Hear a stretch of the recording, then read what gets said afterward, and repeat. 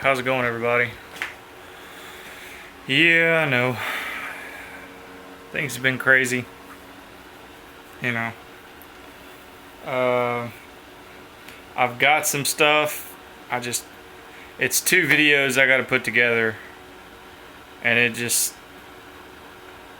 by the end of the day, it's hard to sit down and I work on a computer all day, and it's hard for me to sit down and be on a computer the rest of the day in my free time.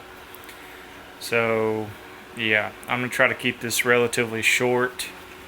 There's been kind of this weird thing going on where a lot of fellas in the chainsaw community are being removed.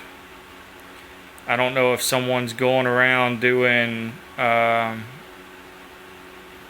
reporting videos falsely or something like that that's getting people kicked off, but just know that if I disappear one day, that's without any notice whatsoever. That's probably what happened. I do have a Facebook group that I started that you can't find. It's invitation only. But if you see my channel disappear, then I'll go make that Facebook group public. And if you still want to keep in contact with me, you can do so through the Facebook group. But I just wanted to go ahead and put that PSA out there just in case that were to happen. But a couple things I've been working on. I got an MS290 that I've been working on in between other things. An MS290 is not a whole lot to port. Really, about the only thing you can do is clean your lower case up where it feeds into the transfer so it doesn't have to go over the bearings. So you just kind of clean that up on both sides. You see how there's a trough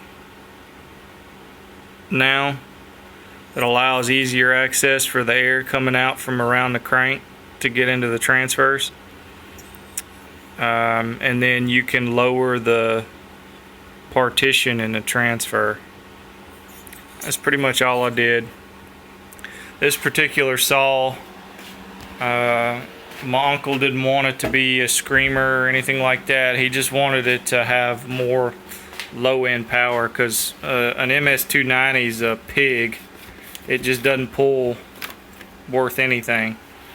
So I'm trying to finish that up. I'm trying to finish an MS200T up.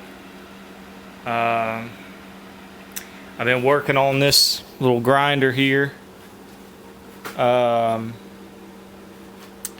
So my screws weren't long enough. So what I ended up doing was, see if I can get this into the light. So what I ended up doing was, these are studs, threaded studs. So I threaded them all the way down into this base here, as far as I could get them by hand. And then, I shimmed them. And then the wing nuts just hold it down. And that gets around this screw right here. Because these were just a little bit too short. They were pulling out right here. When you would tighten one side down, they'd pull the other side out.